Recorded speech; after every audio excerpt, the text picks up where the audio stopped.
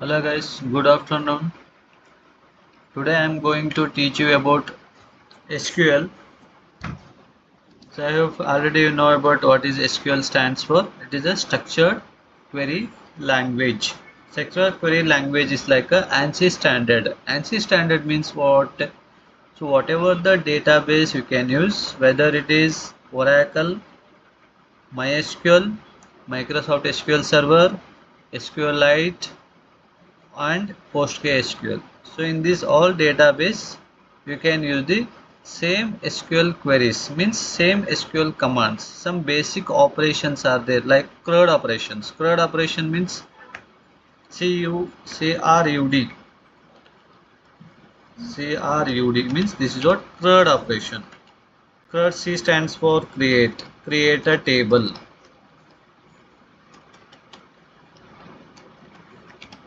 R means read data. Read the data means fetching the data from the table.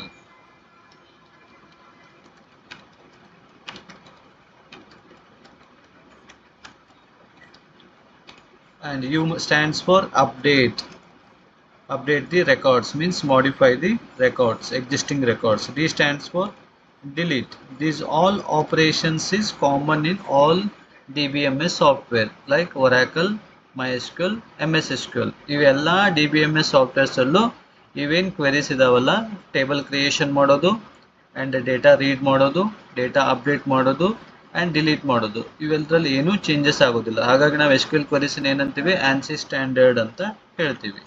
along with some other queries also, ಅಂದ್ರೆ how to create a database, how to drop the database, how to set the primary key, how to set the foreign key, and how to alter the table. ಈಗ table ಅದು exist column ನೇಮನ್ನು rename ಮಾಡಬೇಕಿತ್ತಂದರೆ, ಅಥವಾ extra new ಕಾಲಮನ್ನು add ಮಾಡಬೇಕಿತ್ತು existing ಟೇಬಲ್ಲಿಗೆ, ಅಥವಾ already created ಆಗಿರುವಂಥ ಕಾಲಮನ್ನು ಏನೋ drop ಮಾಡಬೇಕಿತ್ತು ಅಂತಂದ್ರೂ ನಾವು ಎಸ್ ಕ್ಯೂ ಎಲ್ ಕ್ವೆರೀಸ್ ಬರೀತೀವಿ. ಇವೆಲ್ಲ S Q L commands common in all RDBMS softwares. Okay, ಇದರಲ್ಲಿ ಏನು ಚೇಂಜಸ್ ಇಲ್ಲ. Only the differ thing is what, some date and time functions, ಕೆಲವೊಂದು ಕೀವರ್ಡ್ಸ್ ಏನಾಗ್ಬೋದು, ಡಿಫರ್ ಆಗ್ಬೋದು. ಲೈಕ್ MySQLದಲ್ಲಿ ಡೇಟ್ ಆ್ಯಂಡ್ ಟೈಮ್ ಫಂಕ್ಷನ್ಸ್ ಬೇರೆ ಇರ್ಬೋದು, ಅದೇ ಥರ ಒರಾಕಲ್ದಲ್ಲಿ ಬೇರೆ ಥರ ಇರ್ಬೋದು date and time functions related. ಅದು ಬಿಟ್ಟು ಎಕ್ಸ್ಟ್ರಾ ರಿಮೈನಿಂಗ್ ಏನು basic S Q L queries ಏನಿರ್ತದಲ್ಲ ಅದೆಲ್ಲ ಎಲ್ಲದರಲ್ಲೂ ಸೇಮ್ ಇರ್ತದೆ. That's why S Q L is a ANSI standard ಅಂತ ಹೇಳ್ತೀವಿ ನಾವು. ಯಾವ್ದಾದ್ರು ಒಂದು ಎಸ್ ಕ್ಯೂ ಎಲ್ ಅಂದರೆ MySQL, ಒರಾಕಲ್ ಯಾವ್ದಾದ್ರು ಒಂದು ಗೊತ್ತಿದ್ರು ಅದನ್ನೆಲ್ಲ ಕಡೆ ನಾವು ಯೂಸ್ ಮಾಡ್ಕೋಬಹುದು ಅಂತ meaning. So S Q L ಏನೇನಕ್ಕೆ ಯೂಸ್ ಆಗುತ್ತೆ, it allows users to create a databases, tables create ಮಾಡಲಿಕ್ಕೆ, ಡೇಟಾ ಸ್ಟೋರ್ ಮಾಡಲಿಕ್ಕೆ, ಅಂದರೆ ರಿಟ್ರೀವ್ ಮಾಡಲಿಕ್ಕೆ, ಡಿಲೀಟ್ ಮಾಡಲಿಕ್ಕೆ, ಇದಕ್ಕೆಲ್ಲನೂ ಯೂಸ್ ಆಗುತ್ತೆ. ದಟ್ ಈಸ್ ವಾಟ್ DBMS ಅಂದರೆ ಡೇಟಾಬೇಸ್ ಮ್ಯಾನೇಜ್ಮೆಂಟ್ ಸಿಸ್ಟಮ್ ಅಂತ ಹೇಳ್ತೀವಿ ನಾವು. ಡೇಟಾಬೇಸ್ ಮ್ಯಾನೇಜ್ಮೆಂಟ್ ಸಿಸ್ಟಮ್ ಅಂತಂದ್ರೇನು, like it is use to store the related records ಅಂತೇಳಿ. ಡೇಟಾಬೇಸ್ ಅಂತಂದ್ರೇನು, it is a structured collection of related data.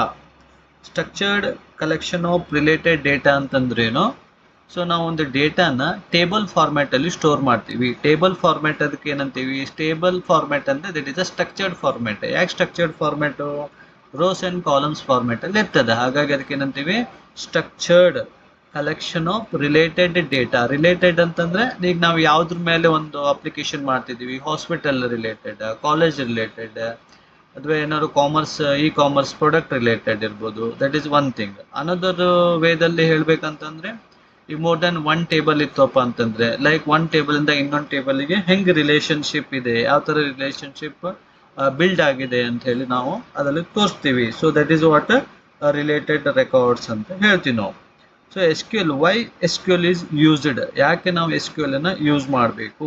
So already ನಾನೀಗ explain ಮಾಡಿದ್ದೀನಿ ನಿಮಗೇನು. It helps users to access the data in the RDBMS. RDBMS ಅಂತಂದರೆ relational database management system. ಅಂದರೆ ನೀವೇನು data store ಮಾಡಿರ್ತೀರ ಅದನ್ನು ನಾವು ಆಕ್ಸೆಸ್ ಮಾಡಲಿಕ್ಕೆ ಯೂಸ್ ಮಾಡ್ಕೋತೀವಿ. And it helps you to describe the data. ಅಂತಂದರೆ, ಈಗ ನಾವು ಒಂದ್ಸರಿ ಡೇಟಾನ ಮೀನ್ಸ್ ಟೇಬಲನ್ನು ಕ್ರಿಯೇಟ್ ಮಾಡಿದ ಮೇಲೆ ಆ ಟೇಬಲದ್ದು ಸ್ಟ್ರಕ್ಚರ್ ಏನಿದೆ ಅಂತೇಳಿ. ಫಾರ್ ಎಕ್ಸಾಂಪಲ್, ಈಗ ನಾವು ಸ್ಟೂಡೆಂಟ್ ಅಂತ ಟೇಬಲ್ ತೊಗೊಂಡಿದೆ ಅಂತಂದರೆ, ಆ ಸ್ಟೂಡೆಂಟ್ ಟೇಬಲ್ ಒಳಗಡೆ ಏನೇನೆಲ್ಲ ಕಾಲಮ್ಸ್ ಇದೆ, ಈ ಸ್ಟೂಡೆಂಟ್ ಟೇಬಲ್ ಅಂತಂದ್ರೆ ಅದರೊಳಗಡೆ ರಿಜಿಸ್ಟರ್ ನಂಬರ್ ಅಂತ ಬರ್ತದೆ, ನೇಮ್ ಬರ್ಬೋದು.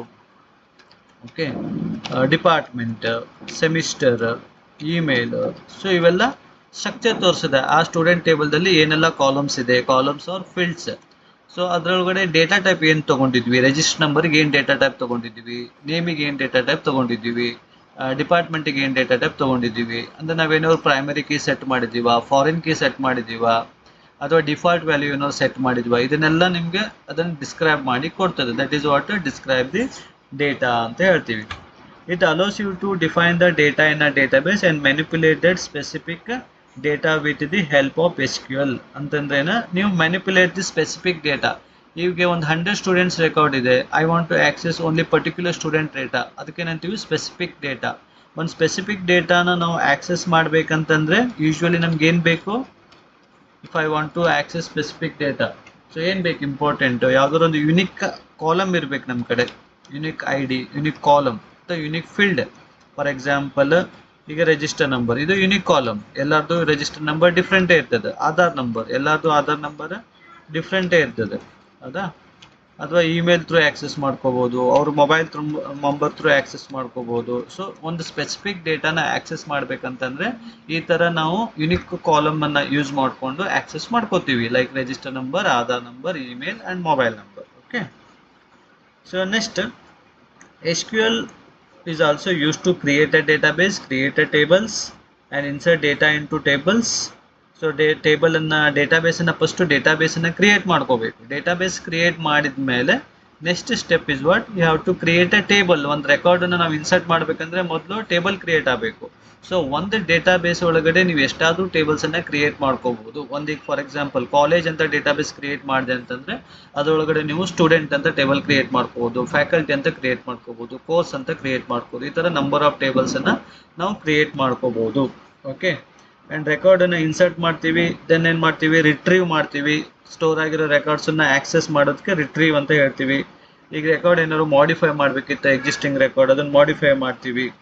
Manage users and permissions and control A database transactions ಅಂತ ಹೇಳ್ತೀವಿ ನಾವು. ಓಕೆ, ಸೊ ಅಂದ್ರೇನು, ಯೂಸರ್ಸಿಗೆ ನಾವು ಇದರಲ್ಲಿ ಪರ್ಮಿಷನ್ಸ್ ಅದು ಸೆಟ್ ಮಾಡ್ಕೋಬೋದು. ಪರ್ಮಿಷನ್ಸ್ ಅಂತಂದ್ರೆ ನೀವು ಯೂಸರ್ ನೇಮು, ಪಾಸ್ವರ್ಡ್ ಈ ಥರ ಸೆಟ್ ಮಾಡ್ಬೋದು, ಅಂದರೆ ನೀವು ಅದನ್ನು ಸೆಕ್ಯೂರ್ ಆಗಿ ಮಾಡ್ತೀರಿ ಅಂತಂದರೆ.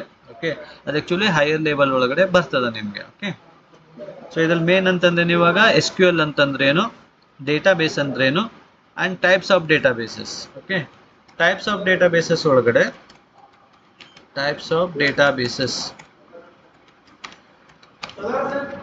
ಸೈಡ್ ಟೈಪ್ಸ್ ಆಫ್ ಡೇಟಾಬೇಸ್ ಒಳಗಡೆ ಮೇನ್ಲಿ ದರ್ ಆರ್ 2 ಟೈಪ್ಸ್.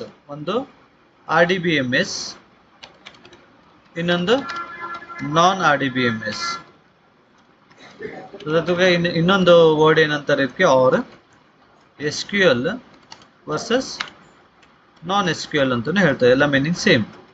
ಈಗ RDBMS ಒಳಗಡೆ ಯಾವ್ಯಾವ ಡೇಟಾಬೇಸ್ ಬರ್ತದೆ, MySQL ಬರ್ತದೆ, then MS SQL, Microsoft SQL ಬರ್ತದೆ, ಒರಾಕಲ್, SQLite ಎಕ್ಸೆಟ್ರಾ. ಇವೆಲ್ಲ ಏನು ಕಮ್ಸ್ ಅಂಡರ್ RDBMS ಡೇಟಾಬೇಸ್ ಅಂತ ಹೇಳ್ತೀವಿ. And these all are followed structured kind of data. ಇವೆಲ್ಲ ಸ್ಟ್ರಕ್ಚರ್ಡ್ ಡೇಟಾನ ಫಾಲೋ ಮಾಡ್ತದೆ. ಸ್ಟ್ರಕ್ಚರ್ಡ್ ಡೇಟಾ ಅಂತಂದರೆ ಟೇಬಲ್ ಫಾರ್ಮ್ಯಾಟಲ್ಲಿರುವಂಥ ಡೇಟಾ. ಟೇಬಲ್ ಫಾರ್ಮ್ಯಾಟಲ್ಲಿರುವಂಥ ಡೇಟಾ ಅಂತಂದರೆ in the form of rows and columns ಅಂತ ಹೇಳ್ತೀವಿ ನಾವು. ಸೊ ಇದಕ್ಕೆ ಸ್ಟ್ರಕ್ಚರ್ಡ್ ಡೇಟಾ ಅಂತ ಹೇಳ್ತೀವಿ. ಈಗ ನಾವು ಯಾವುದೇ ಒಂದು ಅಪ್ಲಿಕೇಶನ್ ಮಾಡ್ತಾ ಇದ್ದೀವಿ ಅಂತಂದಾಗ ನಾವು ಯಾವ ಡೇಟಾಬೇಸ್ ತೊಗೋಬೇಕು ಅಂತ ಹೆಂಗೆ ಚೂಸ್ ಮಾಡೋದು ಅಂತಂದರೆ ಇದೇ ಥರ, ನಮ್ಮ ಡೇಟಾ ಹೆಂಗಿದೆ, ಸ್ಟ್ರಕ್ಚರ್ಡ್ ಡೇಟಾ ಇದೆಯಾ, ಸೊ ಅದು ನಮ್ಗೆ ಗೊತ್ತಿದೆಯಾ ಡೇಟಾ, ಅದ್ರ ಮೇಲೆ ಹೋಗ್ತದೆ. ಈಗ ಫಾರ್ ಎಕ್ಸಾಂಪಲ್ ಈಗ ನಾವು ಒಂದು ಯಾವುದೋ ಒಂದು ಶಾಪಿಂಗ್ ಕಾರ್ಟದ್ದು ಕಾಮರ್ಸ್ ಕೈಂಡ್ ಆಫ್ ಪ್ರಾಜೆಕ್ಟನ್ನು ಹ್ಯಾಂಡಲ್ ಮಾಡ್ತಾ ಇದ್ದೀನಿ ಅಂತಂದರೆ ಯೂಶ್ವಲಿ ನಮ್ಗೆ ಸ್ಟ್ರಕ್ಚರ್ ಗೊತ್ತಿರ್ತದೆ. ಒಂದು ರಿಜಿಸ್ಟ್ರೇಷನ್ ಫಾರ್ಮ್ ಹೆಂಗಿರ್ತದೆ, ಅದರೊಳಗಡೆ ಏನು ಫೀಲ್ಡ್ಸ್ ತೊಗೋಬೇಕು, ಈ ಪ್ರಾಡಕ್ಟ್ ಡೇಟಾ ಮೇಂಟೈನ್ ಮಾಡ್ಬೇಕಂತಂದರೆ ಪ್ರಾಡಕ್ಟ್ ಏನೇನು ಇರ್ತದೆ, ಏನು ಫೀಲ್ಡ್ ತೊಗೋಬೇಕು. ಈಗ ಆರ್ಡರ್ ಡೇಟಾ ಇರ್ಬೋದು, ಆರ್ಡರ್ ಹಿಸ್ಟ್ರಿ ಇರ್ಬೋದು, ಪೇಮೆಂಟ್ ಇರ್ಬೋದು, ಇವೆಲ್ಲ ಆಲ್ರೆಡಿ ನಮಗೆ ಕಾಲಮ್ಸ್ ಗೊತ್ತಿರ್ತದೆ. ಸೊ ಈ ಥರ ಎಲ್ಲ ಪ್ರಾಜೆಕ್ಟಲ್ಲಿ ಮಾಡಬೇಕಿದ್ರೆ ನಾವು ಯೂಶ್ವಲಿ ಇದೇ ಥರ structured database MySQL, Oracle, MS SQL use ಮಾಡ್ತೀವಿ. ಓಕೆ, ನಮ್ದು ಈಗ ಡೇಟಾ ಯೂಸ್ ಇದೆ ಆಲ್ ಓವರ್ ಕರ್ನಾಟಕ. ನಮ್ದು ಭಾಳಷ್ಟು ಬ್ರಾಂಚಸ್ ಇದ್ದಾವೆ. ಒಂದೊಂದು ಬ್ರಾಂಚಸ್ ಒಳಗಡೆ ನಮಗೆ ಮೋರ್ ದ್ಯಾನ್ 1000 ಕಸ್ಟಮರ್ಸ್ ಇದ್ದಾರು ಅಂತಂದಾಗ ನಮಗೆ ಲಾರ್ಜ್ ಡೇಟಾಬೇಸ್ ಬೇಕಾಗ್ತದೆ. ಓಕೆ, ಅವಾಗ ನಾವೇನು ಮಾಡ್ತೀವಿ, ಕ್ಲೌಡ್ ಯೂಸ್ ಮಾಡ್ತೀವಿ. ಕ್ಲೌಡ್ ಅಂತಂದರೆ AWS ಕ್ಲೌಡು, ಅಜೂರ್ ಕ್ಲೌಡು, ಅದರೊಳಗಡೆ ನೀವು MySQL ಡೇಟಾಬೇಸನ್ನು ಯೂಸ್ ಮಾಡ್ಕೋಬೋದು. ಓಕೆ, ಅಲ್ಲೇನತ್ತೆ ನಿಮಗೆ GB ಅಂದರೆ ಕೆಪಾಸಿಟಿ ಎಷ್ಟು 25 GB 100 GB ಕೆಪಾಸಿಟಿ ನಮಗೆ ಪ್ರೊವೈಡ್ ಮಾಡ್ತಾರೆ. ಸೊ ಹಾಗಾಗಿ ನಾವು ಅವಾಗ ಕ್ಲೌಡ್ ಯೂಸ್ ಮಾಡ್ಕೋಬೋದು. ಓಕೆ, ಸೊ ಇನ್ನೊಂದೇನು ನಾನ್ RDBMS. ಇದಕ್ಕೆ ಎಕ್ಸಾಂಪಲ್ಸು ನಾನ್ RDBMS ಅಥವಾ ನಾನ್ SQL ಅಂತ ಹೇಳ್ತೀವಿ ನಾವು. ಓಕೆ, ನಾನ್ RDBMS ಅಲ್ಲಿ MongoDB ಅಂತ ಬರ್ತದೆ,